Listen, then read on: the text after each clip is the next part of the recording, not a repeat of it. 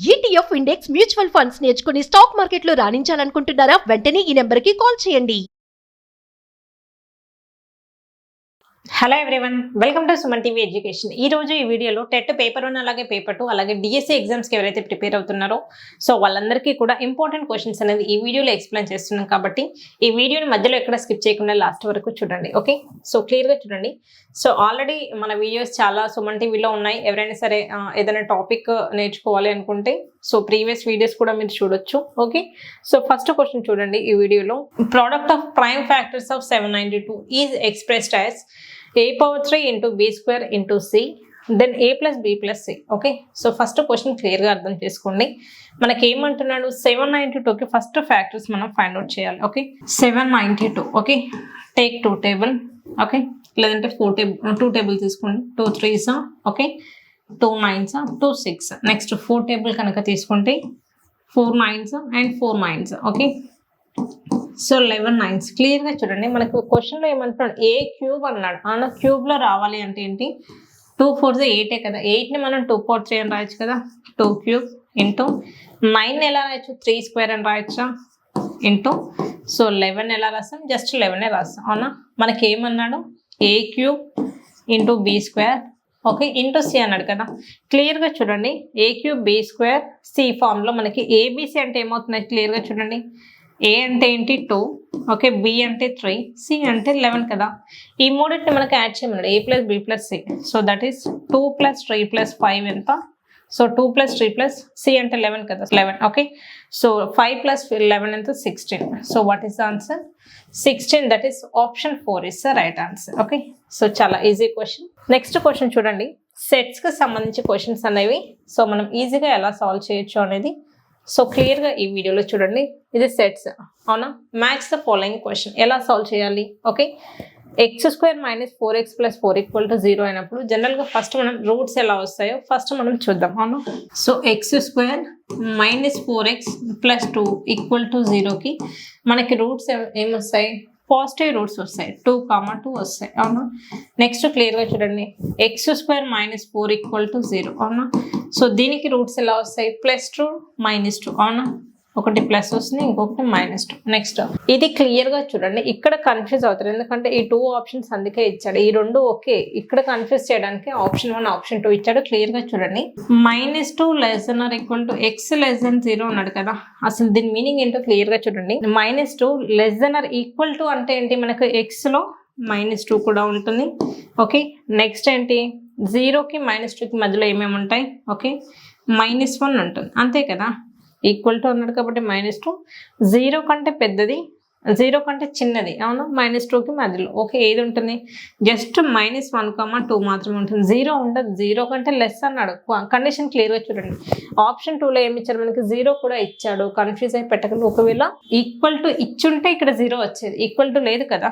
Okay, just 0 కంటే చిన్నదంటే మనకి -1 -2నే. Okay, so క్లియర్గా చూడండి, x² - 4x + 4 = 0కి మనకి రూట్స్ అనేవి సేమ్ వస్తున్నాయి, 2, 2 లేదంటే జస్ట్ 2. ఓకే, సో క్లియర్గా చూడండి, ఏకి 4 రావాలి. ఏకి 4 ఉన్న ఆప్షన్స్ ఏంటి, ఆప్షన్ 2 ఆప్షన్ 4. ఓకే, చూద్దాం.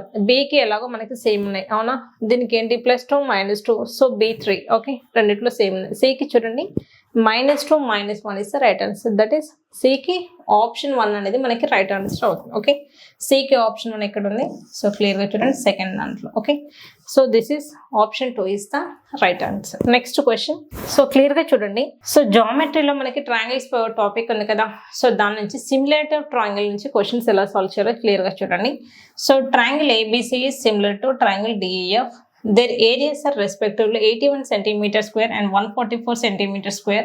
If BC = 2.7 cm, EF = okay, క్లియర్గా చూడండి. సిమిలేటివ్ ట్రయాంగిల్లో ఎలా ఉంటుంది అంటే సైడ్స్ ఉన్నాయి కదా. ఓకే, సో సైడ్స్ అనేది BC/EF, సైడ్స్ అనేది ఏరియాస్కి ఎలా ఉంటాయి అంటే స్క్వేర్ రూట్లో ఉంటాయి. అంటే స్క్వేర్ రూట్ ఆఫ్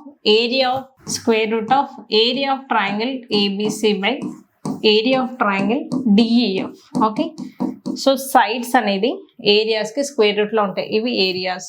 సైడ్స్ ఏమి ఇచ్చాడు, 2.7 ఈఎఫ్ అనేది మనం ఫైండ్ అవుట్ చేయాలి. ఓకే, సో క్లియర్గా చూడండి. స్క్వేర్ రూట్ ఆఫ్ 81 అంటే ఎంత? 9 కదా, బై స్క్వేర్ రూట్ ఆఫ్ 144 అంటే ఎంత? 12 కదా, 12. ఓకే, సో క్లియర్గా చూడండి. 9 1s 9.3 అవునా. 0.3 ఇంటూ 12 అంటే 12 3s 3.6. ఓకే, పాయింట్ ఉంది కాబట్టి 3.6.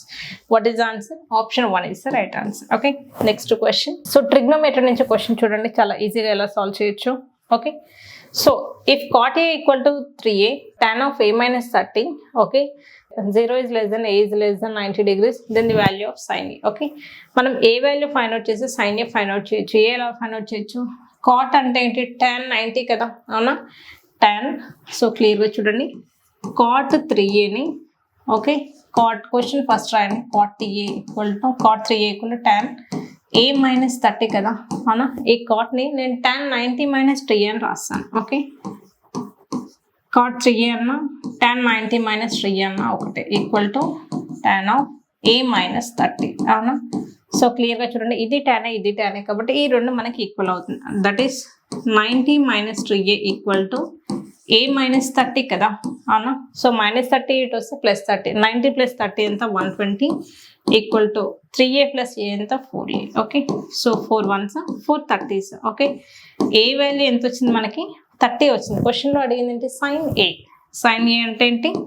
sin 30 కదా, sin 30 అంటే 1/2. సో క్లియర్గా చూడండి, that is option 4 is the right answer. Okay, next question.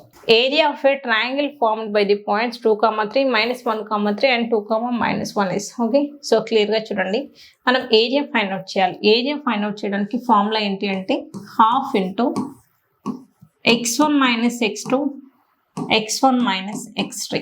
Okay, so ఈ ఫార్ములా ద్వారా మనం చాలా స్పీడ్గా ఆన్సర్స్ అనేది ఫైండ్ అవుట్ చేయొచ్చు. Next y1 minus y2 y1 minus y3. Okay, so క్వశ్చన్లో క్లియర్గా చూడండి, ½ into, okay, x1 minus x2, అవునా.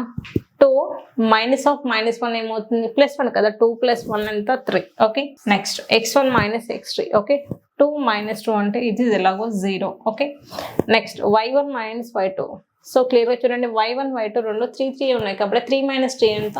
0. ఓకే, నెక్స్ట్ క్లియర్గా చూడండి, 3 మైనస్ ఆఫ్ -1 +1. ఓకే, 3 + 1 ఎంత? 4. ఓకే, సో ½ ఇంటూ AD కదా, AD అంటే 3 4s 12. ఓకే, సో ఇది ఎలాగో 0. 12/2 అంటే 6. క్లియర్గా చూడండి, 6 ఎక్కడ ఉంది? Option 3. What is the right answer?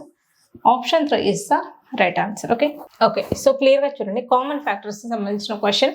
The common factor of terms 10pq 20qr and 30rp. Okay, క్లియర్గా చూడండి, ఇక్కడ 10 మాత్రమే ఈ మూడిట్లో కామన్గా ఉంది, ఎందుకంటే ఇందులో pq ఉంది, ఇందులో qr ఉంది, ఇందులో rp ఉంది.